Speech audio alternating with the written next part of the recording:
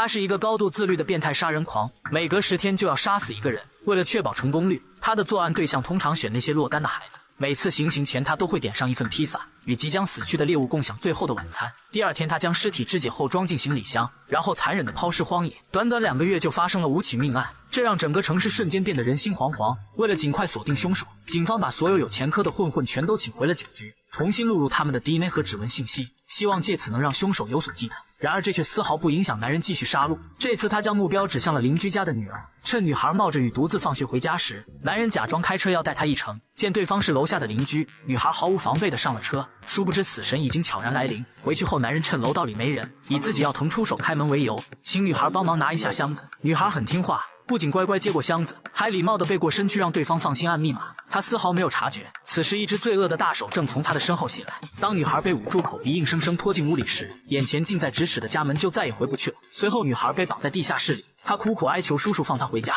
但男人却根本不为所动。他捡起地上的圆形铁锤，淡定地走到女孩身边，将她拖进角落里，残忍地杀害。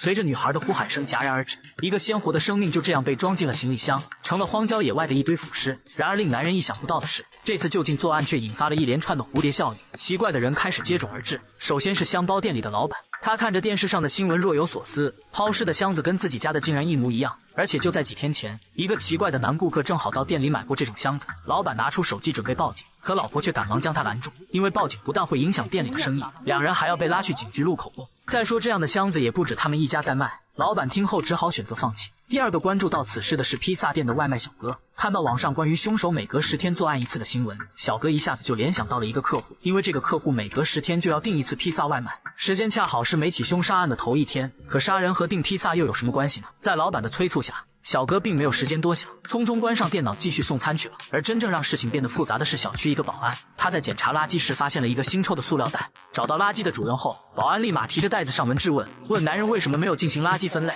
他原本只想让对方给点钱打发一下，可男人却丝毫没有看懂保安的意思，坚称自己从来没有丢过厨余垃圾。没办法，保安只好拆开袋子当面对质。男人听后猛然一惊，似乎想起了什么，他刚要上前阻止，但一切都已经来不及了。保安打开袋子，翻出了一件女生校服，上面赫然贴着几天前遇害女孩的名字。他瞬间就呆住了，可当他再次抬起头时，男人已经举起铁锤，脸上露出一抹邪魅的微笑，接着朝保安的头重重地砸了过去。然而就在这时，遇害女孩的妈妈刚好回家，看到楼梯上流淌的鲜血，女人险些被吓晕在地上。她惊恐地向楼上看去，可她这才发现，原来是邻居打翻了一瓶红酒。虚惊一场后，女人小心翼翼地侧身走过，没想到这时男人家里突然传来一阵急促的手机铃声，死去保安的手机此时恰好响起，这让正在假装打电话的男人也有些不知所措，他只能用阴冷的目光注视女人，逼得女人不敢过多停留，慌忙关上门躲进家里。男人总算有惊无险地混了过去。接下来为了处理保安的尸体，他再次走进香包店，这让老板立刻联想起新闻里的连环凶杀案，过度紧张的表情瞬间引起男人的怀疑。아저씨, 예? 돈 안 세봐요? 아, 참, 돈. 아니, 뭐, 맞게 해준 것 같은데.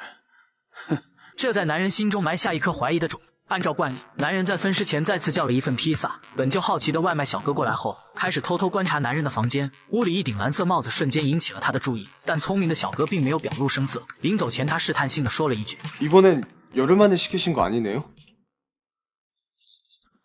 맛있게 드세요.”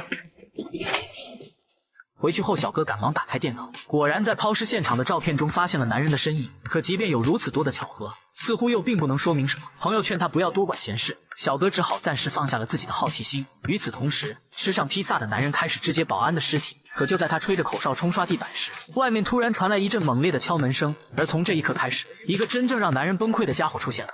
저 밖에 그 장애인 주차칸에 그 까만색 소나타 그 차주요? 근데요라니 씨발 남의 자리에 차를 세웠으면 전화번호라도 갖다 대. 이 개새끼가 어른이만? 차 빼주면 되죠.